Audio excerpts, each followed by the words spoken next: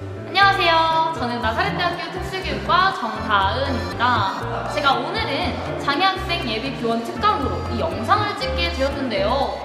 저도 꿈이 교사거든요. 그런데 우리가 임용 준비를 할 때 모르는 것들이 너무 많잖아요. 근데 물어볼 사람이 없어요. 아, 원래 있었는데? 아니, 없어요. 아, 그러면 그냥 있는데? 아니, 그냥 없어요. 자, 그래서 오늘은 특별하게 초특급 게스트 분들을 모셔서 궁금증을 풀려고 합니다. 그러면 따라오시죠. 여러분, 지금 여기 어딘가에 첫 번째 게스트가 계신다고 하는데 지금 어디 있는지를 잘 모르겠어요. 어디 계시지? 저기요. 혹시 오늘 첫 번째 손님이 여기 계신다고 하는데 어디에 계신가요? 저쪽으로 들어가시면. 저쪽이요. 감사합니다. 여러분, 같이 가볼까요? 지금 여기에 계시는 것 같은데 들어가 보겠습니다.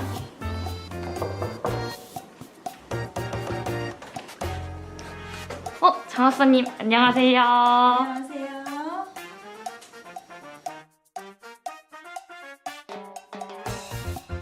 안녕하세요. 안녕하세요. 소개 좀 부탁드리겠습니다. 네, 저는 충남교육청의 특수교육 업무 담당 장학사 강화영이라고 합니다. 처음에 특수교사로 출발을 했고요. 한 7, 8년쯤 전문직 시험을 봐서 지금은 특수교육 전문직에 있습니다. 네, 오늘의 첫 번째 초특급 게스트는 무려 장학사님이십니다. 너무 초특급 게스트라서 제가 지금 마음에 굉장히 부담이 되는데요. 그럼 장학사로서 어떤 일을 하시는지 혹시 알려주실 수 있을까요? 네, 보통 장학사라고 하면 선생님들 학교 다니실 때도 학교에 장학사 온다는 말씀 많이 들으셨죠. 대부분은 학교에 지원 장학을 합니다. 그리고 정책 수립도 하고요. 교육과정 운영이나 특수교육 쪽에서는 각종 서비스를 지원하기 위해서 여러 가지 사업을 고민하고 또 지원을 하고 있습니다. 네, 그러면 많은 경험이 계실 텐데 장애인 교사를 만나보거나 혹시 같이 일을 하신 적이 있으실까요? 네, 그렇습니다. 저는 특수학교에서 시각장애 선생님하고 같이 근무를 했었고요. 또 제가 지역청에 있을 때도 제 관내 선생님 중에 장애를 가진 선생님이 계셨습니다. 그 두 분 선생님 모두 다 장애를 요즘은 극복한다는 이야기는 잘 안 하는데요. 장애를 가지고도 충분히 자기 역할들을 수행해내는 모습들을 많이 봤습니다. 네, 장애 교원의 임용 비율은 확실히 확대가 됐지만 그 숫자는 아직도 미비한 상태인데요. 저도 한 번도 실제로 뵌 적이 없거든요. 그 이유가 무엇일까요? 여러분이 옆에서 잘 보지 못한다고 느끼실 텐데 현장에는 굉장히 많이 계십니다. 그리고 교육청에서 시험을 임용고시를 준비를 할 때 반드시 장애교원의 비율이 있습니다. 그래서 임용 계획에 장애교원 비율이 나와 있고요. 또 거기에 따라서 우리 장애교원 선생님들이 이제 임용 패스를 하면 현장에서 같이 일을 하게 되고요. 이거는 정책적인 것도 많이 필요하고 또 장애를 가진 선생님들이 열심히 노력해서 이 과문을 패스하는 것도 아주 중요하다고 생각을 합니다. 네, 좋은 교육을 위해서는 그 개인의 선행, 그 역량뿐 아니라 교사들 간의 협력, 장애 유무에 관계없이 그 협력하는 게 굉장히 중요하잖아요. 그 현장에서 협력 체제는 어떻게 이루어져야 될까요? 사실은 장애를 가지고 있다고 하면 장애를 가지지 않은 비장애인보다는 제한되는 교육 환경이 많이 있습니다. 그래서 스스로도 더 많은 노력이 필요하다고 저는 생각을 합니다. 물론 선생님들을 지원하기 위해서 여러 가지 보조공학기기나 혹은 보조인력 등도 교육청에서 정책적으로 지원을 하지만 그보다 먼저 본인이 장애에 상관없이 선생님들하고 협력해야겠다는 마음가짐이 더 중요한 것 같습니다. 다음 질문은 예비 교원인 저로서도 약간 걱정되는 부분 중에 하나인데요.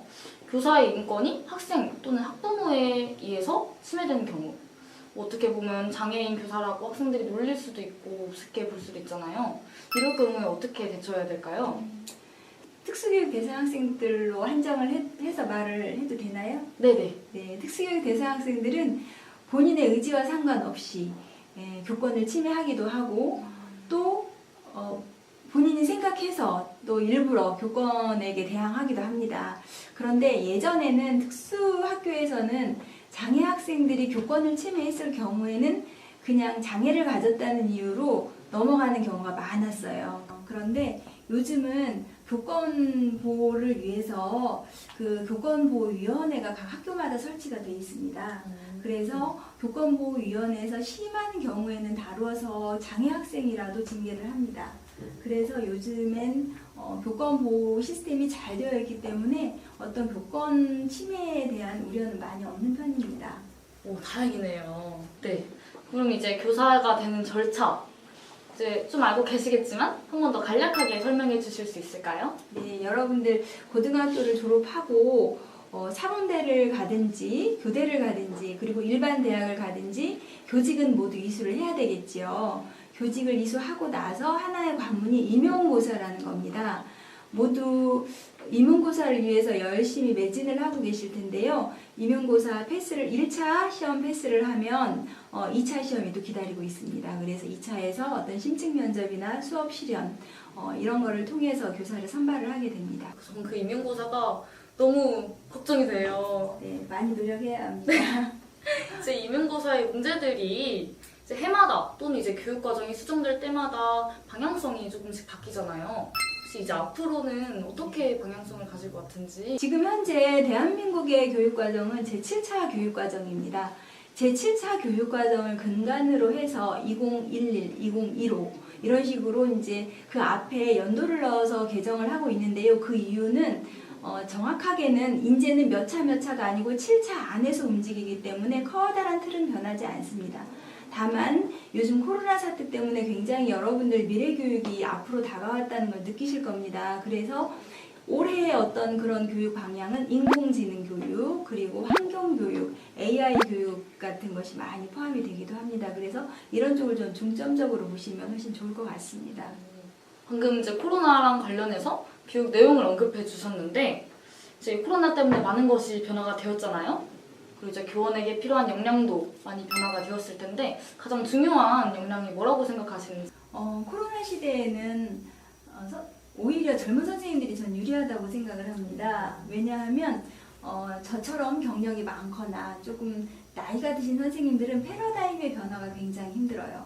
아이들을 가르친다는 것은 교실 환경 내에서 아이들을 보면서 가르친다고 기본적으로 생각을 하거든요. 그런데 이제 이번에 코로나 시대를 맞이하면서 교육이 어떤 책상에서만 되는 게 아니고 온라인으로 가능하다라는 것을 모든 국민이 다 알았어요. 그래서 교사는 일단은 첫 번째는 패러다임의 변화, 그리고 두 번째는 그런 온라인에 관련된 콘텐츠를 사용하는 기술, 좀 더 좋은 수업을 위해서 기기를 활용하는 기능, 이런 것들이 교사들에게 필요한 자질이라고 생각을 합니다. 이제 다음 질문입니다.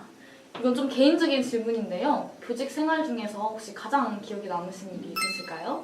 네, 저는 제일 처음에 특수학교로 발령을 받았었어요. 그래서 첫 번째 기억은 학부모가 저한테 편지를 쓰면서 이렇게 펑펑 울어서 그 눈물로 얼룩진 편지를 받아봤을 때입니다. 그래서 그때 학부모 마음을 정말 이해하게 된 계기가 되었고요. 두 번째는 교사들의 학습 공동체가 있는데요. 저희가 이제 공동체를 만들어서 자료를 제작을 했는데 그 자료들이 전국의 특수교육 대상 학생들에게 적용이 되는 것을 보고 굉장히 큰 감동을 받았었습니다. 그래서 이런 우리 노력들이 현장에 많은 파급 효과가 있구나라는 것을 알았습니다. 네, 지금 이곳이 충청남도 천안이잖아요. 그리고 지금 속해 계신 곳도 충청남도 교육청인 걸로 알고 있는데 이 충남교육청의 앞으로의 비전이나 뭐 발전 방향 이런 게 있을까요? 네, 충남교육청의 비전은 행복한 학교 학생 중심 충남교육입니다. 이게 바로 교육 비전이고요. 또 이 교육 비전을 설정을 해놓고 이걸 실현하기 위해서 미래의 역량을 갖춘 민주시민 육성이라는 교육 지표를 실현하고 있습니다. 그래서 학생 중심이라는 충남 교육을 이루기 위해서는 여러 가지 과제를 가지고 있는데요. 가장 중요한 거는 교육감님의 가장 큰 의지는 한 사람도 소외되지 않는 충남 교육입니다. 그래서 모든 학생을 끌고 가기 때문에 특수교육 대상 학생들도 교육감님이 굉장히 큰 관심을 가지고 계십니다. 이 영상을 이제 많은 예비 교원분들 또한 시청하실 텐데 한마디 해주실 수 있을까요? 네, 예비 교원 여러분, 정말 요즘은 교원되기가 굉장히 힘듭니다. 그래서 정말 열심히 노력을 하셔야 되고 또 임용에 패스가 된다면 저는 선생님들께 첫 번째로 학생들에게 늘 웃음을 보여주라는 말씀을 드리고 싶습니다. 왜냐하면 학교에서 있다 보면 굉장히 지치기도 하고 내가 이렇게 하려고 임용고시를 봤나 라는 생각을 하게 되거든요. 그런데 늘 생각하셔야 할 부분은 지금 내가 있는 이 자리가 지금 모든 임용을 준비하는 사람들의 꿈의 자리라는 겁니다. 그래서 늘 처음과 같은 마음으로 준비하시고 또 그렇게 교직 생활에 임해 주셨으면 하는 생각입니다. 네, 오늘 장학사님께서 정말 진심 어린 답변, 그리고 이제 특수교육의 선배로서 그리고 장학사님으로서 굉장히 도움되는 답변들을 주셨는데요. 일단 감사합니다. 네. 이제 각자의 자리에서 더 힘을 내고 나중에 제가 교원이 되면 다시 한번 찾아뵙도록 하겠습니다. 네, 기다리겠습니다. 감사합니다. 자, 이렇게 장학사님을 통해서 임용 그리고 교직 여러 가지에 대한 답변을 들을 수가 있었는데요. 여기서 끝내기엔 약간 아쉽죠. 여러분들 아직 궁금한 게 많으실 것 같다고 생각이 듭니다. 그래서 제가 두 번째 초특급 게스트이자 우리의 미래 현직 교사분들을 모셔왔는데요. 다 같이 자리를 옮겨볼까요? 제가 지금 좀 더워가지고 옷도 갈아입고 오겠습니다. 그럼 하나, 둘, 셋 해주세요. 하나, 둘, 셋! 짠! 제가 이렇게 두 선생님을 모셔왔습니다. 그러면 우리 앞에 계신 황윤희 선생님께서 먼저 자기소개 부탁드리겠습니다. 안녕하세요. 반갑습니다. 저는 2016년 8월 말에 성남 분당에 있는 성은학교 교감으로 정년 퇴임을 한 황윤희입니다. 안녕하세요. 저는 현재 새로미디어학에서 교사로 일하고 있는 장우선이라고 합니다. 반갑습니다. 첫 번째 질문입니다. 학교 현장에서의 수업 준비와 그리고 그 실행의 노하우는 무엇일까요? 일단 장애인 교원이나 장애 학생, 지금 장애 학생 중에서 예비 교원들을 대상으로 생각을 했을 때 가장 중요한 것은 수업에 대한 전문성을 먼저 환영하는 것이라고 생각합니다. 가장 먼저는 교육 과정을 분석하고 실행하고 그 다음에 구현하는 단계까지 교원이 얼마만큼 알고 있는가가 중요한데 여기에서 실무적인 부분에서 아무래도 장애가 있다 보니까 제약이 있을 수밖에 없는데 이러한 제약들을 어떻게 보완할 수 있느냐 하면 학교 현장에 각 시도교육청마다 있는 것은 아니지만 일부 교육청에 지금 진행되고 있는 장애 근로지원이라거나 아니면 장애 학생을 보조하는 보조 인력을 같이 투입을 해서 도움을 받을 수 있다고 생각합니다. 네, 이제 방금 현장에서 수업 준비에 대해서 말씀해 주셨는데 그럼 학교에서 수업뿐만 아니라 저희가 업무를 진행하잖아요. 그럼 이 업무 수행의 노하우는 또 무엇일까요? 업무 수행에 있어서 노하우는 가장 중요한 것은 성실성이라고 생각합니다. 옆에 있는 교감선생님께서 저희를 항상 알려주시는데 교사로서 가장 중요한 것은 성실성이다. 제가 마음을 많이 새기고 있거든요.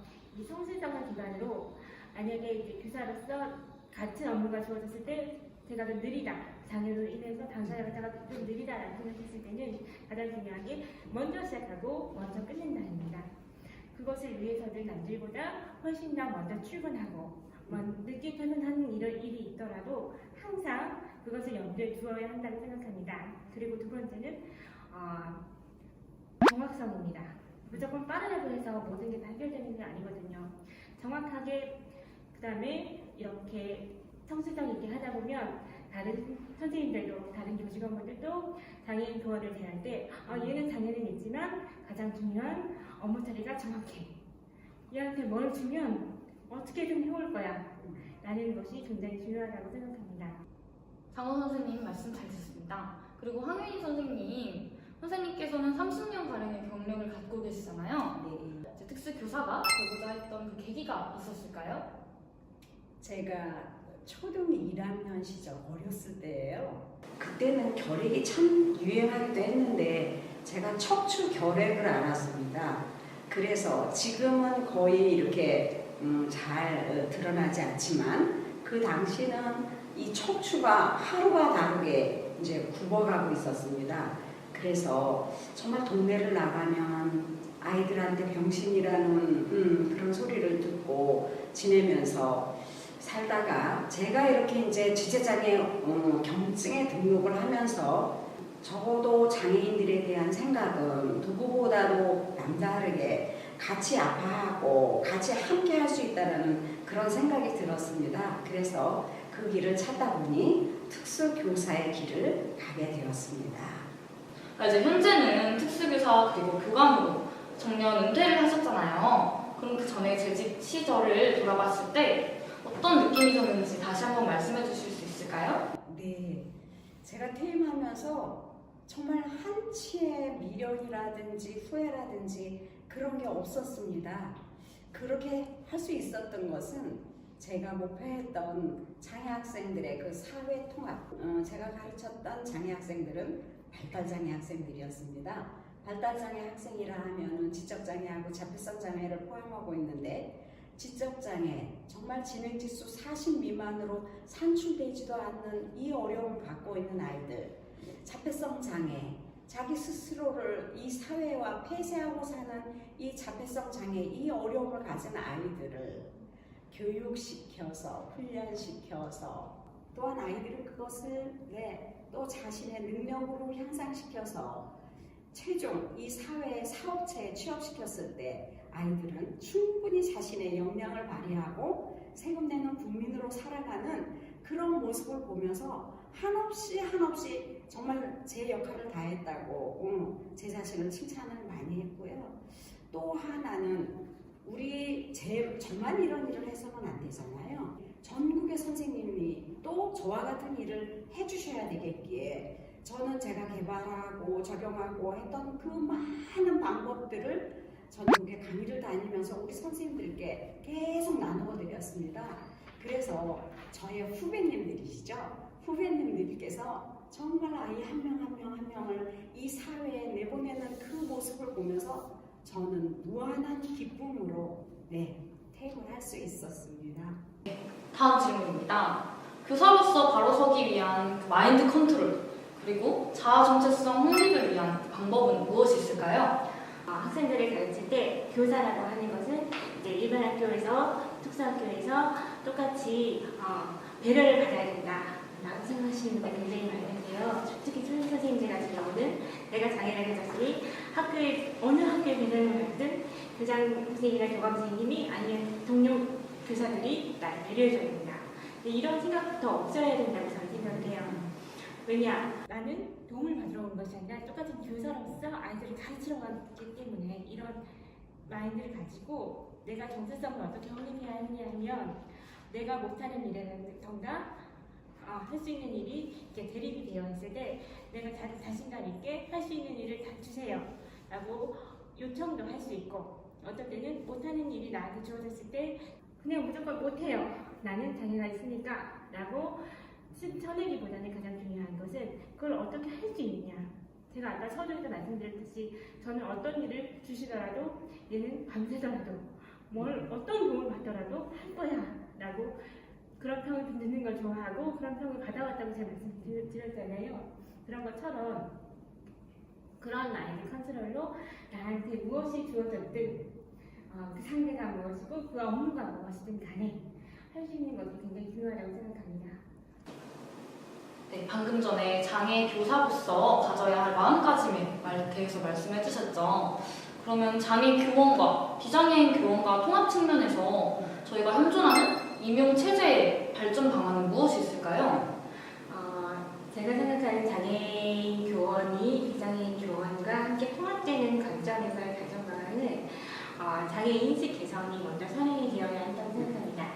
근데 장애인 인식 개선도 마찬가지로 무조건 장애인 교원이 너네 비장애인이니까 인식을 바꿔 라고 하는 것보다는 내가 서서히 다가가는 거, 내가 먼저 마음을 열고 생각하고 그 사람 마음을 열어줬을 때 내가 할 수 있는 일을 서로 기브앤테이크로 도와주고 도움을 받고 하는 것이 굉장히 중요하다고 생각합니다.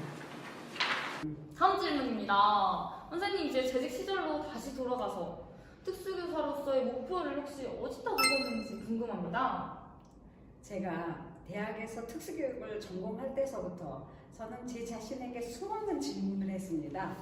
너는 과연 이 특수교육을 공부해서 나중에 학교 현장 갔을 때 장애 학생들을 어떻게 성장시키고 싶느냐, 그 목표는 도대체 어디에 있느냐, 그 수없는 질문을 저에게 했을 때 그 최종의 목표는 우리 장애 아이들도 일반 아이들하고 다를 게 없다.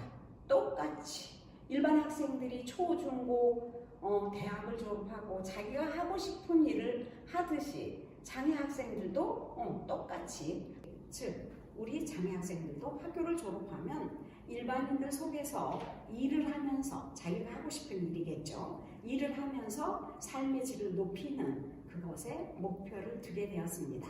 그렇군요. 일하면서 그럼 결국 사회통합을 목표로 두신 거네요. 네, 그렇습니다. 그럼 이 장애 학생의 사회통합을 위해서 특별히 하신, 좀 구체적으로 추진하셨던 일이 있었을까요? 네, 그렇습니다.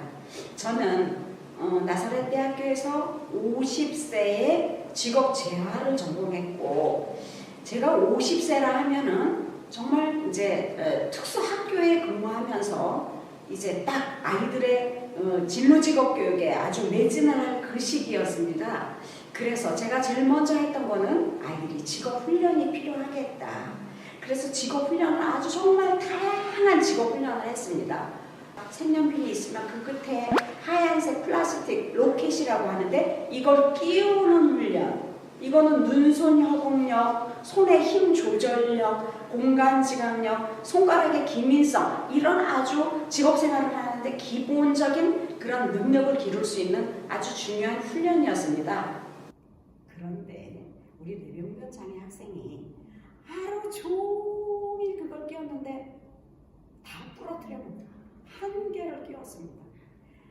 그랬을 때 과연 저는 이 훈련을 어찌 해야 되나, 계속 해야 되나, 어찌 해야 되나, 굉장히 많은 고뇌가 있었고, 제가 아마 직업훈련 종목으로 찾았던 거는요 한 50가지 정도 됐었던 것 같습니다. 학교에 세탁기가 한 3대 정도 있었습니다. 그래서 매주 또 정해진 날짜에 아이들은 선생님들을 방문해서 세탁물을 수거해 왔고, 세탁기를 통해서 세탁을 하고, 또 그거를 배달해서 세탁비를 받아오는 이런 훈련도 했고요.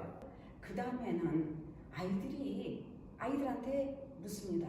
얘들아, 너희들 취업해야 돼. 그러면 선생님, 취업이 뭐예요? 눈 동글동글 뜨고 있는 우리 아이들한테 가장 중요한 효과적인 교육은 사업체에 가서 실제로 실습하는 그 훈련이 중요해서 제 발로 사업체를 다 개발하고, 최종 마지막 단계 지원 고용을 통하면서 그 다음에 이제 취업으로 가고, 그런데 그 다음 단계가 너무 중요한 단계, 사후 관리. 직업생활을 원만하게 유지할 때까지 그 사후 관리가 너무 중요해서 그것까지도 확실하게 지원하는 이 1년의 직업재활 과정을 제가 준비를 하고 아이들을 그렇게 훈련시켰습니다. 근데 저희가 이제 교사가 되려는 학생들이잖아요. 교사가 되기 전에 가장 중요하게 준비돼야 될 게 있을까요? 교사로서의 마인드 컨트롤, 아까도 말씀드렸듯이 그것과 함께 교사가, 선배 교사가 무엇을 겪고 어떤 노하우를 가지고 있는지를 먼저 경청하고 그것에 대해서 준비하는 것이라고 생각합니다. 그게 먼저 성인이 되어야지 교직 생활을 할 때에 가장 이제 버벅거리지 않고 체계적으로, 그다음에 인정받는 교사가 될 수 있을 거라고 생각합니다. 임용고시라는 게 소수에 드는 경우가 극히 드물고 재수, 삼수까지 가는 경우가 많잖아요. 이럴 때 이제 어떤 마음을 가지고 재수, 삼수에 임해야 되는지. 재수, 삼수가 그 편차가 중요한 게 아니라 내가 한 번에 붙는다, 내가 교단에 선다라는 꿈을 가지고 이렇게 공부를 하다 보면 내가 아무리 지치고 내가 아무리 힘들어도 책상 앞에 있을 수 있는 그런 용기가 생기더라고요. 지금 너무 걱정이에요. 소수에 못 붙고 분명히 재수를 할 것 같은데. 혹시 그럼 선생님께서는 임용 준비할 때 가장 힘들었던 게 따로 있으셨나요? 저는 체력이 가장 아까도 말씀드렸듯이 약해가지고 조금만 뭐 하면 아프고, 조금만 뭐 하면 코피 나고, 조금만 뭐 하면 이제 누워야 되고 뭐 이런 상황이 있었어요. 그럴 때마다 제가 하나님한테 기도를 드렸어요. 그러니까 지금 여기 나사렛대학교 오니까 이제 말씀을 드리는데, 기도를 드리면서 하나님 저 진짜 교단에 서고 싶다. 왜냐면 그러니까 제가 2007년 처음으로 사실 자기교원 TO가 있을 때였어요. 그런데 제가 일반 전형으로 보니 또 제가 일반 전형으로 합격을 해야 이제 특수 학교에 가든 학교에 가든 자신감 있게 이렇게 할 수 있을 것 같아서 그게 먼저 쳤는데 가장 먼저 했던 거는 정말 내가 붙게 해주세요가 아니라 내가 아이들 앞에서 설 수 있게 해주세요 였어요. 이제 교사로서 가장 기쁘고 가장 행복했던 순간이 있으셨나요? 네, 제가 먼저 말씀드리겠습니다. 우리 지적장애, 자폐성 장애 그 아이들은 정말 어찌 가르쳐야 될지 참 난감한 이 아이들입니다. 그런데 무서웠던 거는요, 이 아이들이 교사 간을 본다는 거죠. 선생님 간을 보는 거예요. 저는 때가 묻었지만요, 이 아이들은 때가 묻을 수 없는 아이들, 아주 진짜 순수한 아이들이거든요. 그래서 선생님의 진실한 사랑의 교육을 딱 간을 봐요. 저 선생님이 정말 나를 제대로 가르쳐 놓을 수 있는지 없는지. 그래서 그 아이들을 대상으로 해서 저는 항상 아이들을 어찌 봤느냐, 정말 작은 하나님, 예수님, 부처님이세요. 이 아이들이야말로. 그래서 이 아이들이야말로 저는 존중할 수밖에 없습니다. 저는 이것을 장애 공감이라고 말씀드리면서 이렇게 존중하면서 제가 가지고 있던 그 노하우, 고뇌했던, 연구했던 그 방법들을 아이들에게 주었을 때 아이들은 선생님을 정말 신뢰하고 믿고 그것을 받아들이는 그 모습을 봤고요. 그래서 제가 노력하는 만큼 아이들은 성장했고 그 결과 아이들은 이 사회에 나가서 자기의 역할을 충분히 할 수 있는 그 아이들로 성장할 때 그 모습을 보면서 그 기쁨은 이루 말할 수 없었습니다.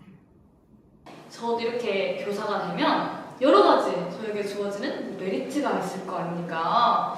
그 중에서도 가장 좋고 가장 큰 메리트가 뭐라고 생각하시는지. 네. 제가 생각하는 메리트, 교사로서의 메리트는 아이들하고 같이 있을 수 있다는 거. 그러니까 다른 직업은 사실 아이들과 같이 있을 수 없는 직업이잖아요. 근데 아이들하고 같이 있고 아이들하고 같이 복작복작하면서 즐거움을 느낄 수 있다는 게 가장 즐거운 것 같고요. 그리고 교사로서의 메리트는 내가 아이들을 가르칠 때 전문성을 발휘할 수 있다는 거. 무조건 4시 반에 퇴근을 하니까 그게 굉장히 4시 반 퇴근하면 난 쉬어야지 라고 생각하시는 분들 굉장히 많으실 거예요. 근데 그렇게 되면 1, 2년에 내 몸은 편할 수 있어요. 그렇지만 나한테 남는 게 없어요. 우리 아이들을 가르칠 때 가장 중요한 게 전문성인데 왜 전문성이 없는 교사, 무조건 교사가 되려고 나는 교사가 됐어. 끝! 이러시면 안 된다는 거예요. 교사는 우리 아이들을 상대를 해야 되기 때문에 교사가 할 수 있는 가장 큰 메리트라 하면 학생 한 명 한 명의 인생의 그 방향을 결정해 줄 수 있다.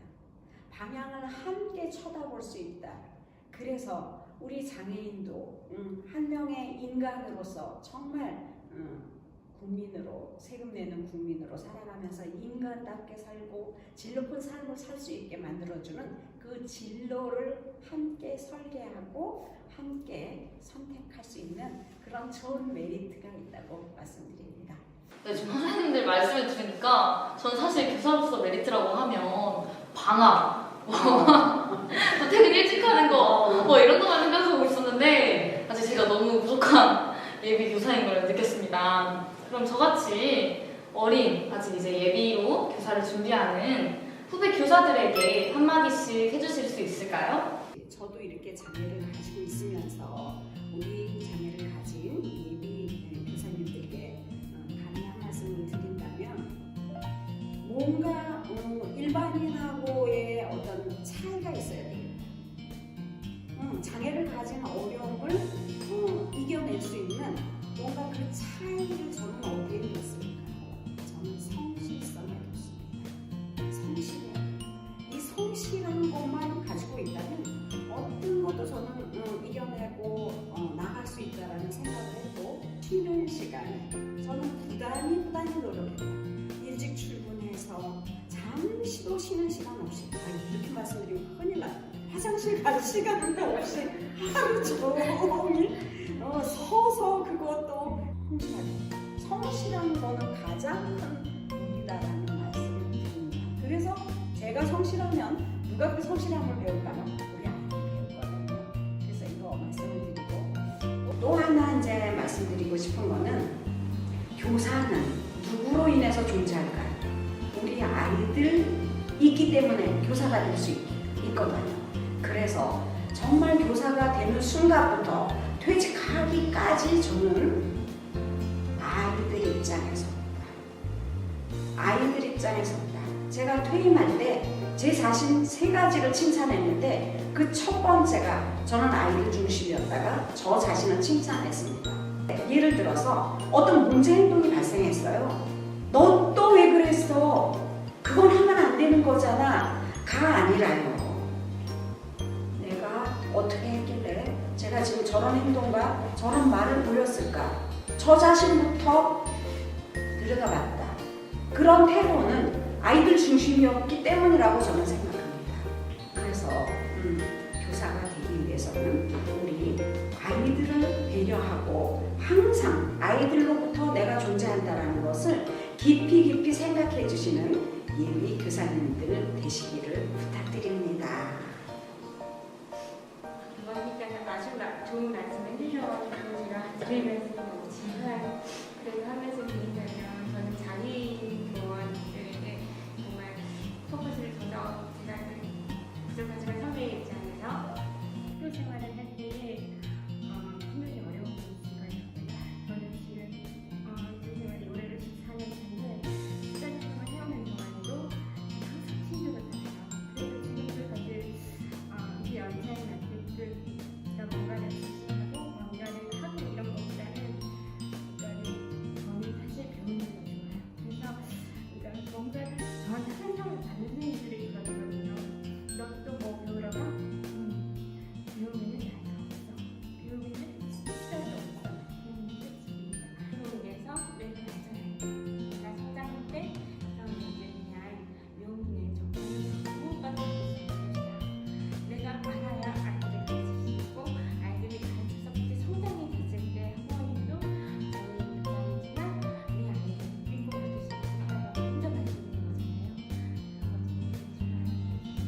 네, 오늘 두 선생님들 모셔가지고 정말 이 짧은 시간에 선생님들의 모든 내공과 그리고 진심을 다해서 이렇게 답변해주신 선생님께 일단 감사 인사 먼저 드리겠습니다.